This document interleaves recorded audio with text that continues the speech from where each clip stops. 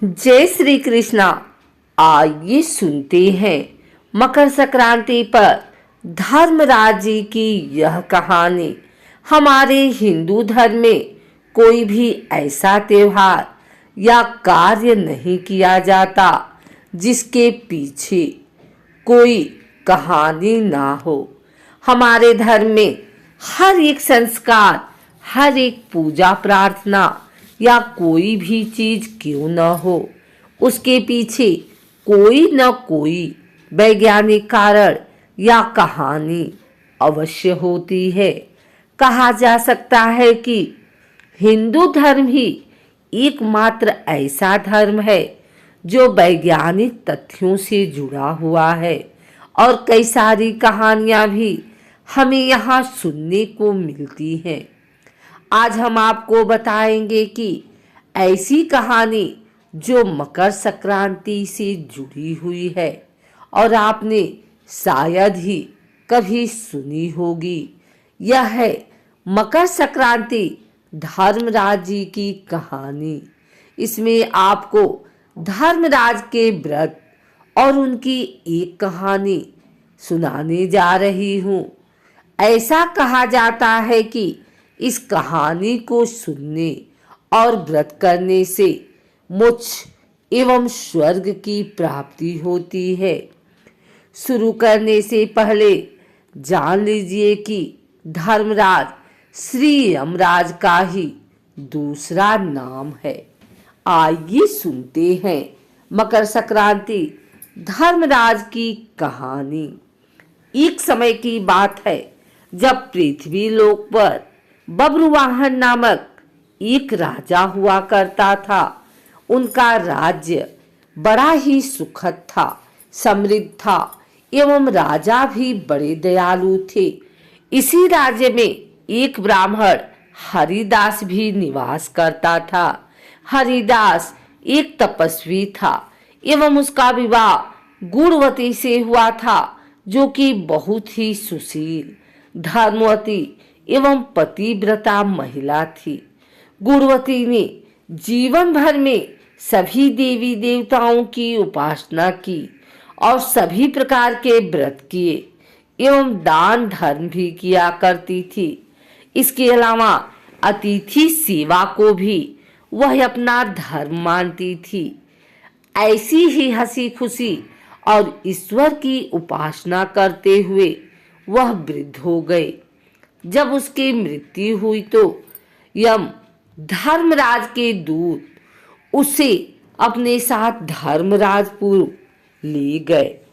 यमलोक में सुंदर सिंहासन पर धर्मराज विराजमान थे और उनके ही पास में चित्रगुप्त बैठे थे।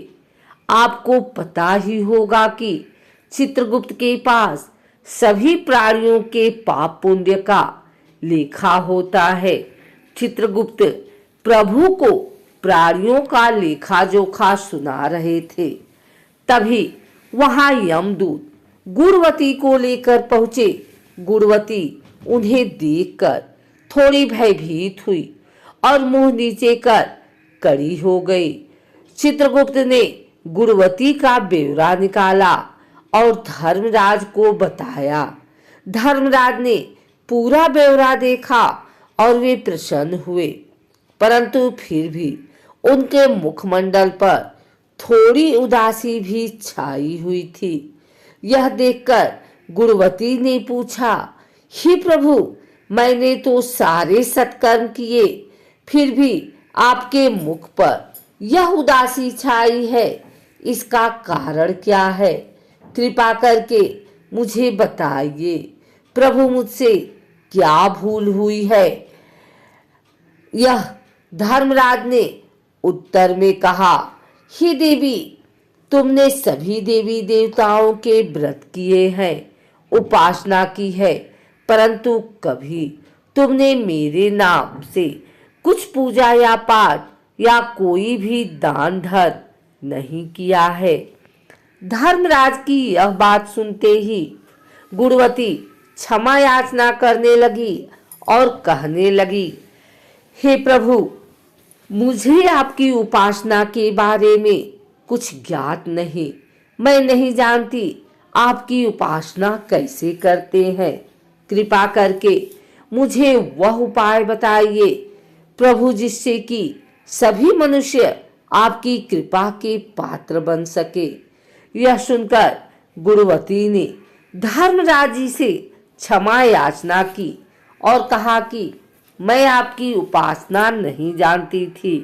कृपा करके वो उपाय बताइए जिससे सभी मनुष्य आपकी कृपा के पात्र बन सकें। मैं आपके मुख से आपकी भक्ति का मार्ग सुनना चाहती हूँ और मेरी यह इच्छा है कि मृत्युलोक धरती पर वापस जाकर आपकी भक्ति करूं और सभी लोगों को भी इसके बारे में बताऊं। धर्मराज जी ने उसकी विनती सुनकर बताया, जिस दिन सूर्यदेव उत्तरायण में प्रवेश करते हैं, यानी कि मकर संक्रांति के दिन मेरी पूजा शुरू करना चाहिए और उस दिन से लेकर पूरी 1 वर्ष तक मेरी पूजा करते हुए कथा सुनना चाहिए और एक दिन भी पूजा या कथा नहीं छूटनी चाहिए। साथ ही पूजा करने वाले व्यक्ति को धर्म के इन 10 नियमों का पालन करना चाहिए। पहला, धीरज रखना एवं संतुष्ट रहना। दूसरा, अपने मन को बस में रखना और सभी को क्षमा करना। तीसरा, चोरी या अन्य दुष्कर्म नहीं करना। चौथा, मानसिक एवं शारीरिक शुद्धि यानी पर पुरुष एवं पर स्त्री से बचाकर रहना। पांचवा, अपनी इंद्रियों को वश में रखना। छठवां, बुरे विचारों को अपने मन में न लाना यानी कि बुद्धि को पवित्र रखना।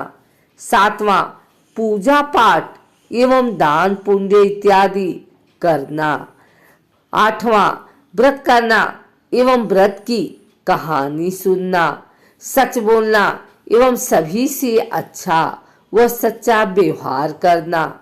10वां, क्रोध न करना। धर्म के इन सभी 10 लक्षणों का पालन करते हुए पूरे 1 वर्ष तक मेरी कथा नियम से सुने, दान पुण्य व परोपकार करें एवं अगली मकर संक्रांति पर इस व्रत का उद्यापन करें। अपने सामर्थ्य से मेरी एक मूर्ति बनाकर विधि विधान से प्राण प्रतिष्ठा करवाकर हवन पूजन करें एवं साथ ही चित्रगुप्त की भी पूजा करें एवं काले तिल के लड्डू का भोग लगाएं, ब्राह्मण भोज करवाएं, बांस की टोकरी में 5 सेर अनाज का दान करें। इसके अलावा गरीबों या जरूरतमंदों को गद्दा, तकिया, कंबल, 56 लोटा व वस्त्र आदि का दान करें। हो सके तो गौदान करें। धर्मराज से व्रत की पूरी कथा सुनकर गुरुवती ने पुनः धर्मराज से प्रार्थना की और कहा, हे प्रभु, आप एक बार फिर मुझे धरती पर जाने दीजिए। धर्मराज जी की बातें सुनकर गुरुवती ने विनती की, हे प्रभु, मुझे फिर से मृत्यु लोक में जाने दीजिए, जिससे मैं आपके व्रत को करूं और इस व्रत का प्रचार भी लोगों में कर सकूं। इस पर यमराज ने अपनी सहमति दे दी। धरती लोक पर गुरुवती पुनः जीवित हो उठी और उसके परिजन प्रसन्न हो गए। गुरुवती ने धर्मराज से हुए वार्तालाप के बारे में अपने पतिदेव को बताया और कहा कि हम यह व्रत अवश्य करेंगे और धर्म के नियमों का पालन भी करेंगे। मकर संक्रांति आते ही गुरुवती और उसके पति ने व्रत शुरू कर दिया और 1 वर्ष पश्चात इसका उद्यापन किया। इसी व्रत के प्रभाव से उन पर धर्मराज की कृपा हुई और उन्हें मोक्ष की प्राप्ति हुई।